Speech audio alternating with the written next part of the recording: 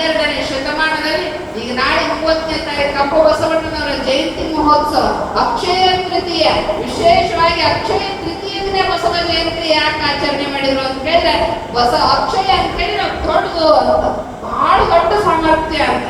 ಹಾಗೆ ಬಸವಣ್ಣನವ್ರು ಏನ್ ಮಾಡಿದ್ರು ಅಂತ ಕೇಳಿದ್ರೆ, ಯಾರು ಅದಾರ ಎಲ್ಲರೂ ದೊಡ್ಡವರು ಅನ್ನತಕ್ಕಂಥ ಸಂದೇಶವನ್ನು ಅಪ್ಪ ಬಸವಣ್ಣ ನಾವೆಲ್ಲರಿಗೆ ಕೊಟ್ಟ.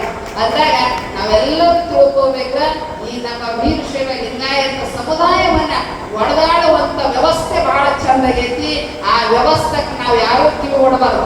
ಬಹಳ ಜನ ಪರದೇಶದವ್ರು ಬಂದು ಒಡೆದಾಡ್ತಿದ್ರಂತ ಮೊದಲು ಇವಕ್ಕೆಲ್ಲ ಏನನ್ನಾರ ಚಟನ ಕಲಿಸ್ತಿದ್ರು, ಸುದ್ದಿರ ಹೇಳ್ತಿದ್ರು, ಏನನ್ನಾರ ಹೇಳಿ ಇವ್ರಿಗೆ ಒಡೆದಾಡ್ತಿದ್ರಂತ. ಬಹಳ ಆಶ್ಚರ್ಯ. ನನಗೆ ಒಬ್ಬರು ಹಿರಿಯರು 80 ವರ್ಷದ ಹಿರಿಯರು ಮೊನ್ನೆ ಶಿವಗಂಕೋಲಾಗ ಒಂದು ಮಾತು ಹೇಳಿದ್ರು ನನಗೆ. ಏನ್ ಹೇಳಿದ್ರು ಅಂತ ಕೇಳಿದ್ರೆ, ಇವು ಅವ ಒಡೆದಾಡ್ಬೇಕಂತ ಮೊದಲೇ ಸಿಂಹಾಸನ ಮೇಲೆ ಕೂತಿದ್ದಂತ. ಒಂದು 10 ಮಂದಿ ಬ್ರಾಹ್ಮಣರು ಕೂಡಿಸಿದಂತ, ಒಂದು 10 ಮಂದಿ ಲಿಂಗಾಯತರು ಕೂಡಿಸಿದನಂತ. ಈಗ 2 ಪಂಗಡಗಳು ಮಾಡಿ ಅಲ್ಲೊಬ್ರಿಗೆ ಶಾಣೆಗೆ ನಿಂದಿರಿಸಿ ಎಲ್ಲದಕ್ಕೆ ಕಚ್ಚಾಡ್ತಾವ, ಸ್ವಲ್ಪ ನೋಡ್ಕೊಂಡು ಬರ್ರಿ ಅಂತ. ಆ ಬ್ರಾಹ್ಮಣ ಮಂದಿ ಏನ್ ಮಾಡಿದ್ರು ಅಂತ ಕೇಳಿದ್ರೆ, ಆ ಅಡಿಗೆ ಮಾಡಿದ್ರೆ ಚಂದ ಆಗ್ತದ, ಈ ಅಡಿಗೆ ಚಂದ ಆಗ್ತದ, ಇದು ಆರೋಗ್ಯಕ್ಕಿಂತ ಅವು ಪಡೆದಾಡ್ಲತ್ತದ.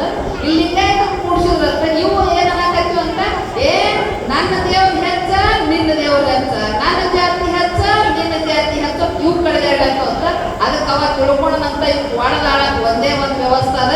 ನಿನ್ನ ಜಾತಿ ಬೇರೆ, ನಿನ್ನ ಜಾತಿ ಬೇರೆ, ನಿನ್ನ ಜಾತಿ ಬೇರೆ, ಅವ್ನ ಜೊತೆ ನೀ ಯಾಕೆ ಬಿಗಿಸ್ತಾನ ಮಾಡ್ತಿ, ಇವ್ನ ಜೊತೆ ನೀ ಯಾಕೆ ಬಿಗಿಸ್ತಾನ ಮಾಡ್ತಿ, ಅವ್ನ ಮನೆ ನೀ ಯಾಕೆ ಹೋಗ್ತಿ, ಇದು ಕಲಿಸ್ಬಿಟ್ಟಂತ, ಅವ್ರ ಊಟದ ಕಲಿಸ್ಬಿಟ್ಟಂತ, ಸಾಮ್ರಾಜ್ಯ ನಂದೇ ಆಗ್ತದ ಅಂತ ಅವ್ರು ಸಿಂಹಾಸನ ಮೇಲೆ ಕುಂತಂತ. ಅದನ್ನಾಗಿ ವಿಚಾರ ಮಾಡಿ ನೋಡ್ರಿ, ನಮಗೆ ಒಡೆದಾಡುವಂತ ವ್ಯವಸ್ಥೆ ಬಹಳ ಚಂದದ. ಆ ವ್ಯವಸ್ಥೆಗೆ ನಾವು ಯಾರೂ ಬಲಿಯಾಗಬಾರದು. ನಾ ಯಾವಾಗಲೂ ಹೇಳ್ತಿರ್ತೀನಿ, ನಮಗೆ ಏನಿರಬೇಕು ಅಂತ ಕೇಳಿದ್ರೆ, ನಮ್ಮ ಜೀವನದಲ್ಲಿ ನಾವೆಲ್ಲರೂ ಲಿಂಗಾಯತರು, ನಾವು ವೀರಶೈವ ಲಿಂಗಾಯತರು ಅಂತಕ್ಕಂಥ ಸಂದೇಶ ನಮ್ಮ ಒಳಗಿರಬೇಕು. ಇವತ್ತು ನಮ್ಮ ಯುವಕರು ಬಹಳ ಮಂದಿ ಪದಗ್ರಹಣವನ್ನು ಮಾಡಿದ್ದಾರೆ. ಮುಂದೆ ನಿಮ್ಮ ಕಡೆ ಒಂದೊಂದು ಕೆಲಸ ಕಲ್ಯಲ್ಲಿ ಹೋದಾಗ ಕೊಳ್ಳ ಒಂದೊಂದು ರುದ್ರಾಕ್ಷಿ ಹಾಕದ್ ಕಲಿ.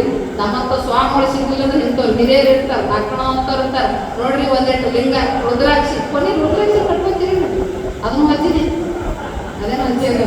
ಒಂದಿಟ್ಟು ಕೊಳ್ಳ ರುದ್ರಾಕ್ಷಿ ಕಟ್ಕೋರಿ, ಕಡಿ ಮೇಲೆ ಒಂದಿಟ್ಟು ಈಗುತ್ತಿ ಹಚ್ಕೋರಿ, ಮನೇಲಿ ಬರಾಗ ಹಚ್ಕೋರಿ, ಪುಣ್ಯ ಬರೀ ಅದು ಇರಲಿ.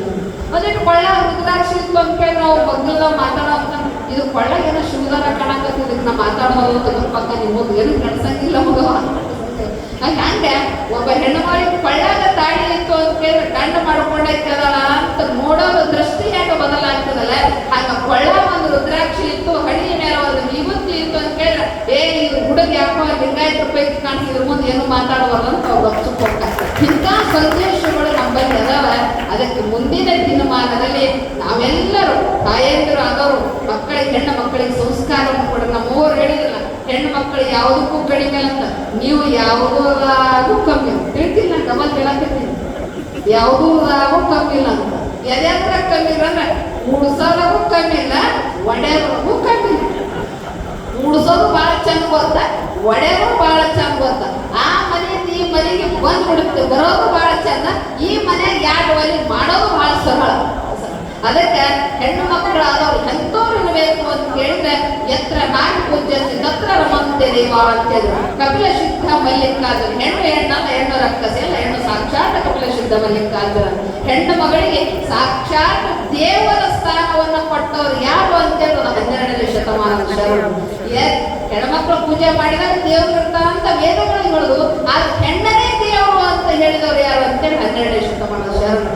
ಯಾಕೆ ನಿಮಗೆ ದೇವ್ರು ಅಂದ್ರು ಅಂದ್ರೆ, ಮನೆಯಾಗಿದ್ದಾಗ ಮಗಳು ಅಣ್ಣದ ತಂಗಿ ಯಾಕ, ಇನ್ನು ಅವ್ಗ ಮಗಳಾಗಿರ್ತಿ, ಗಂಡನ ಮನೆಯಾಗ ಬಂದ್ರೆ ಗಂಡನಿಗೆ ಧರ್ಮಪತ್ನಿ ಆಗಿರ್ತಿ, ಆ ಮನೆಯ ಕುಟುಂಬದ ಜವಾಬ್ದಾರಿಯನ್ನು ನೀನು ಹೊರತಿ.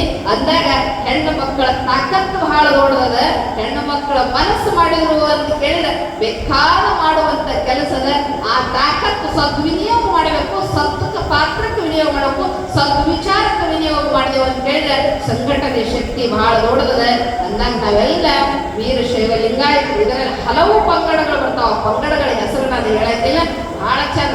ಬಿಗಿಸ್ತಾನ ಮಾಡ್ಕೊಳಗ ಜಾತಿ ಕೇಳಲ್ಲ, ರಾಜಕೀಯ ಮಾಡಾಗ ಜಾತಿ ಕೇಳಲ್ಲ, ಮನೆಗೆ ಹೋಗಾಗ ಜಾತಿ ಕೇಳಲ್ಲ, ರೊಕ್ಕ ಕೇಳಲ್ಲ ಜಾತಿ ಕೇಳಲ್ಲ. ಏನು ಬಂತು ಜಾತಿ? ನಿಮ್ಮನ್ನು ಒಡೆಯ ಕಟ್ಟ ಜಾತಿ, ಅದಕ್ಕೆ ಬಿಟ್ಟರೆ ಅದಕ್ಕೂ ಜಾತಿ ಇಲ್ಲ. ಇಂಥ ಜಾತಿ ವ್ಯವಸ್ಥೆಯನ್ನ 12ನೇ ಶತಮಾನದ ಶರಣರು ನಮ್ಮ ಮಹಾನುಭಾವಿಗಳು ಎಲ್ಲರೂ ಹೊಡೆದೋಡಿಸಿದ್ರು. ಜಗದ್ಗುರು ಸಿದ್ಧಾರ್ಥ ಬಗ್ಗೆ ಒಬ್ಬರು ಹೇಳಿದ್ರಲ್ಲ, ಸಿದ್ಧಾರ್ಥಪ್ಪನವ್ರು ಬಹಳ ವಿಶೇಷತೆ. ಇನ್ನೊಂದು ನಮ್ಮ ಹಿರಿಯರಿಗೆ ಗೊತ್ತಿರಬೇಕು, ಹಾನಗಲ್ಲ ಕುಮಾರ ಶಿವಯೋಗಿಗಳು ಜಗದ್ಗುರು ಹುಬ್ಬಳ್ಳಿ ಸಿದ್ಧಾರ್ಥಪ್ಪ ಅವ್ರ ಹತ್ಯಕ್ಕೆ ಹೋಗಿ ಶಾಸ್ತ್ರ ಅಭ್ಯಾಸ ಮಾಡಿದ್ದು ಇತಿಹಾಸದ. ಆ ಕಾಲಕ್ಕೆ ಜಗದ್ಗುರು ಸಿದ್ಧಾರ್ಥ ಹಾನಗಲ್ಲ ಕುಮಾರ ಸ್ವಾಮಿಗಳಿಗೆ ಹೇಳಿದ್ರಂತ, ಕುಮಾರ, ನಾನು ಲಿಂಗವನ್ನು ಬಿಟ್ಟೆ, ನನಗೆ ಬಹಳ ಜನ ತ್ರಾಸ ಮಾಡೋರು, ಹೊಡೆದೋರು, ತಲೆ ಮೇಲೆ ಬೆಂಕಿ ಇಟ್ರು, ಎತ್ತಿ ಒಗದ್ರು, ಅದಕ್ಕೆ ನೀ ಲಿಂಗ ತೆಗಿಬೇಡಪ್ಪ, ಲಿಂಗ ಬಳ್ಳಾಗ ಇಟ್ಕೊಂಡೆ ಸಾಧನೆ ಮಾಡಂತ ಹೇಳಿ ಕಳಿಸಿದವರು ಜಗದ್ಗುರು ಸಿದ್ಧಾರ್ಥಪ್ಪನವರು. ಅಂದಾಗ ನನಗೆಲ್ಲ ಕುಮಾರಸ್ವಾಮಿಗಳಿಗೂ ಜಗದ್ಗುರು ಸಿದ್ಧಾರ್ಥರಿಗೂ ಅನ್ಯೋನ್ಯವಾದಂತಹ ಸಂಬಂಧದ, ಅಂತಹ ಸಂಬಂಧದ ಶಕ್ತಿಯನ್ನ ನಮ್ಮ ಬದುಕಿನಲ್ಲಿ ನಾವು ಅಳವಡಿಸ್ಕೋಬೇಕು. ನಮ್ಮ ಹಿರಿಯರು ಅವ್ರ ವಯಸ್ಸಾಗ್ಯಾಕಿ ನಿಮ್ಗೆಲ್ಲ ಕಟ್ಟು ಭಾಳ ಮಂದಿಗೆ ಅಂತ ನನ್ನ ಮಗನ ಹೆಸರು ಹೊಲ ಮಾಡಿ ಸಾಯ್ಬೇಕು, ರೊಕ್ಕ ಮಾಡಿ ಸಾಯ್ಬೇಕು, ಅವಕ್ಕೆ ಆಸ್ತಿ ಮಾಡಿ ಸಾಯ್ಬೇಕು ಅಂತಾವ. ಆದ್ರೆ ಇವರೆಲ್ಲ ಹಿರಿಯರೇನಂತ ನಾವು ಹೋಗಕ್ಕೆ ಇವ್ರು ತಯಾರಾಗಿ ಅಂತ ಅವ್ರಿಗೆ ಕತ್ತೀವಿ. ಅದಕ್ಕೆ ಅಂತ ಶಕ್ತಿಯನ್ನ ನಾವೆಲ್ಲರೂ ಬೆಳೆಸಿಕೊಳ್ಳೋಣ. ಯಾವುದೇ ಕಾರ್ಯಕ್ರಮ ಇದ್ದರೂ ನಿಮ್ಮೆಲ್ಲರ ಜೊತೆಗಂತೂ ಬಿಜಾಪುರದವರು, ನಾವು ಹೆಚ್ಚ ಕಡೆ ಪೂರ್ಣಾಪುರದ ಅನ್ನಂಗೆ ನಮ್ಗೆಲ್ಲ ನಾವು ಬಿಜಾಪುರದವರೇ ಅದು ನಾವು ಉಟ್ಕೊಂಡ್ಬಿಡ್ತಾರೆ. ಅಂತ ಶಕ್ತಿ ಸಾಮರ್ಥ್ಯ ನಿಮ್ಮೆಲ್ಲರಿಗೂ ಪರಮಾತ್ಮ ಕೊಡಿ. ಯುವಕರು ಬಹಳಷ್ಟು ಕೆಲಸವನ್ನು ಮಾಡಿ, ನಾನು ನಿನ್ನೆ ಒಬ್ಬರು ಹೇಳಿದ್ರು, ನಮ್ಮ ಕರ್ನಾಟಕದಲ್ಲಿ ಎಷ್ಟು ಯುವಕರು ದುಶ್ಚಟಕ್ಕೆ ಒಳಗಾಗಿದಾರ ಅಂತ ಕೇಳಿದ್ರೆ 6% ಮಕ್ಕಳು ದುಶ್ಚಟಕ್ಕೆ ಒಳಗಿದ್ದಾರೆ. ಬರೀ ಚಾರಣೆ ಉಳಿದವರಿದ್ದಾರೆ. ಲೆಕ್ಕ ಹಾಕಿರುವ ಏನು ಕಾರಣ ಇದಕ್ಕೆ ಅಂತ ಹೇಳಿದ್ರೆ, ನಾವು ಮನೆಯಲ್ಲಿ ಬಳಸುವಂಥ ಔಷಧಿಗಳಿರ್ಬೋದು, ಮೊಬೈಲ್ಗಳಿರ್ಬೋದು, ಅದಕ್ಕೆ ಕಾಲೇಜ್ ಹೋಗಾಗ ಬಾಯಿ ಸ್ವಚ್ಛ ಇರ್ತದೆ, ಅಲ್ಲೇ ಹೋಗಿ ಅಲ್ಲೇ ಹೋಗ್ಕೊಂಡು ಮತ್ತೆ ಸ್ವಚ್ಛ ಮಾಡ್ಕೊಂಡು ಮನೆಗೆ ಬರಕತ್ತಾಗ